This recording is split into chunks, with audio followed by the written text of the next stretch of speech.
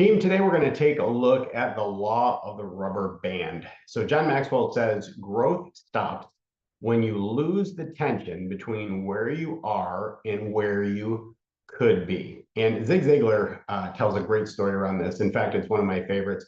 It's called priming the pump. Now, I don't know if you've ever had the experience of trying to extract water from a well. But if you have, you know that it takes quite a bit of effort. In fact, there is a pump handle up at the surface, and you have to start pumping that handle really, really fast in order to create the suction that you need in order to get that water to start to come up and flow.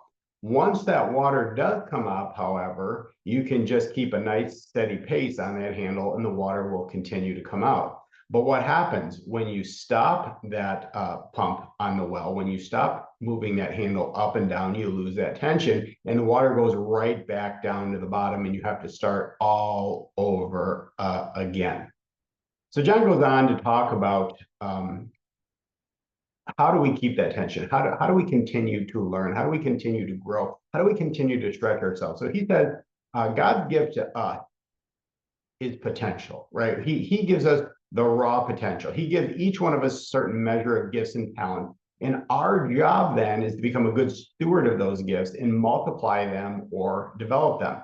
So here as leaders, right, our role as leaders, we really play a critical role in applying this law because we have to create environments that encourage stretching with our team members, right? So this includes setting high expectations, providing support and resources to our team members, and recognizing and rewarding efforts toward growth. You have to condition that in. You have to get people to understand that it's okay to stretch yourself and it's okay to try new things. And it's even okay to fail as long as you're continually stretching, learning, and growing. So the goal then is to create a culture, right, where pushing the envelope is the norm.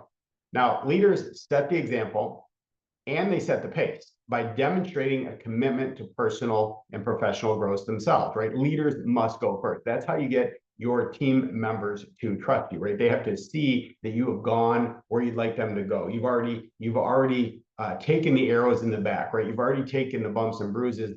Therefore, they are willing to follow you. And truly learning to stretch is a habit. So doing hard things is how you develop your strength and character. That's how you learn to enjoy stretching because you know that even though it's going to be hard work and even though it's going to be difficult and even though it may even be painful at times, who you become in the process matters and it's well worth it. Now, John Maxwell also talks about this in his book, The 15 Invaluable Laws of Growth, that growth must be intentional. So I started to reflect back on all of the things that I did intentionally throughout my life to kind of demonstrate how learning to stretch becomes a habit. Now, at first, I didn't know how to do these things. So one of the first things that I got involved in early on in my life was scouting. And that was actually introduced to me by my mother. Actually got me involved in scouting, which I'm ever grateful for, because with scouting, what that taught me to do, right, was to set goals and to be excited about learning, right? And then there was a reward at the end of it. So every time I learned a new skill, I got a merit badge, which went on something that was called a sash.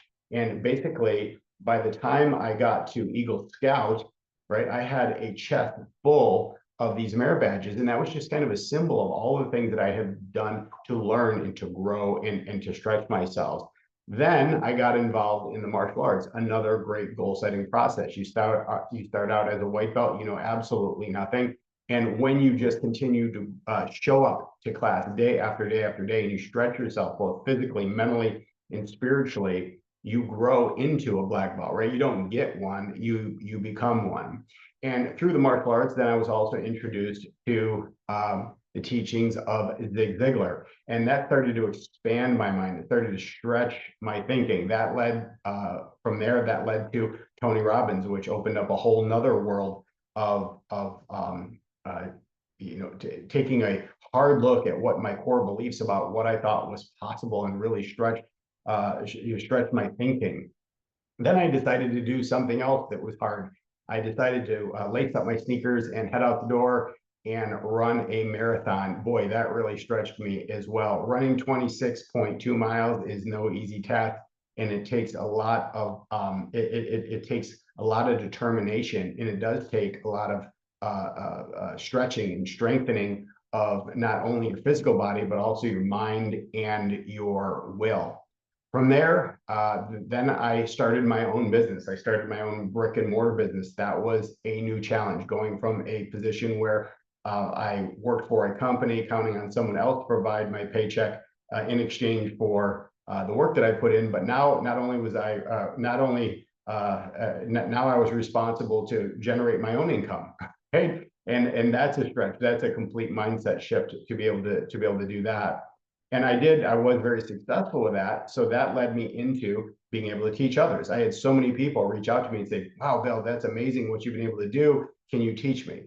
That's how I got involved into coaching, which then led into speaking, because the more that I did that, the bigger audience I got and the more people that were interested in that, that led me into speaking. From speaking, that became such a passion of mine to be able to teach other people, that now I needed to stretch myself even further. I wanted to become a world-class speaker. So that led me to get involved with the Tony Robbins organization. And I remember looking at the criteria, and Tony Robbins said that in order to become part of his speaking team, you had to consider yourself part of the top 2%, and you had to be able to back it up and prove it. So of course, that was a new way for me to stretch myself, to test my skills, to see how good I had become. And internally, I had to want to be that good, to be able to communicate at that level, which then has led me to where I am now, where I've really stretched myself into a leadership position where I'm working with CEOs of multi-million dollar companies, teaching some of these same skills. So that's what stretching does, right? It increases your capacity and it increases your credibility as a leader. But again, leaders have to go first. Now, like John Maxwell says, growth has to be intentional, but we also have to be smart about it. So there's actually an acronym for SMART, SMART, which stands for specific, measurable, attainable, realistic, and timed. So John Maxwell actually emphasizes the importance of setting SMART goals, right, to guide the stretching process. Now, he lays it out kind of like this. I deviate a little bit from it at the end, and I'll explain why in just a minute. So the S stands for specific. So the first thing we need to do is clearly define what it is that you want to achieve. And I know that sounds very simple, but sometimes when I'm having a conversation with someone and I say, hey, what is the outcome that you want? What does that look like? Can you paint a picture of it for me? They don't really have a clear idea. And this is all the way up to CEOs of multi-million dollar companies, like I said. So getting very clear on the outcome, getting very, very specific about it is the first step. Number two, it has to be measurable. So we have to establish a criteria to track the progress and determine when the actual goal is met. What I like to say is what gets measured gets done. If you don't have a way to measure it, you don't know how close that you're actually getting. Number next is attainable. Okay, the A stands for attainable. So we have to ensure that the goal is actually achievable. We want it to be challenging yet possible. Sometimes people set goals that are so far off, there's just no way they're going to be able to achieve them in any certain amount of time. Therefore, they get discouraged and then they quit. The R stands for realistic. So you need to set goals that are within reach, considering your resources and your constraints and what's really possible for you. Now, I know I'm a big believer that all things are possible, but there are some things that aren't realistic for you based on maybe even your age and stage in your life. So for example, right now, I'm 54 years young. I have never really played basketball, not competitively. I enjoy playing basketball from time to time just for fun. But the idea that if I decided to set a goal that I wanted to, I wanted to be Michael Jordan, right? I wanted to be LeBron James. I wanted to win an NBA championship. That's not realistic, right? Someone that is 54 years young, there's nobody who has done that. Not to say that it couldn't be done, but it really isn't a realistic goal, considering the fact that I've never played basketball. I don't know the game that well, and I just haven't done it long enough. I don't have the experience. I don't have the wisdom. I don't have that level of athleticism at my age to be able to pull that off. So that just isn't a realistic goal.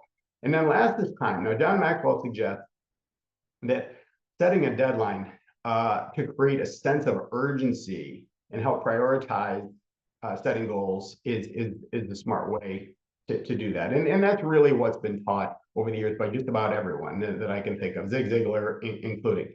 But here's the thing, in my experience, especially in the martial arts, I used to believe in setting deadlines before something, but in my experience, a better approach is to actually divorce yourself from the outcome, okay? Because sometimes we put too much pressure on ourselves and we can let ourselves down. But what I found is that you're going to reach the destination anyway. You're going to reach the goal anyway by taking daily consistent action. So we don't focus on the outcome so much. We don't have to focus on the goal. We don't have to, it's there, right? We have a goal. We know exactly what we want. We said that before. We want it to be specific, but when you just focus on the activity, if you just focus on showing up day after day after day and you put in the work, you become that, right? You will eventually achieve that because that's the kind of person that you are. And it doesn't matter what you put your hands on, you're going to be able to achieve the goals that you want. Okay, so that is a basic understanding of the law of the rubber band. If you need some more help in this area, if you'd like to have a conversation with me around that, I'm always open for a friendly chat. So please just feel free to reach out.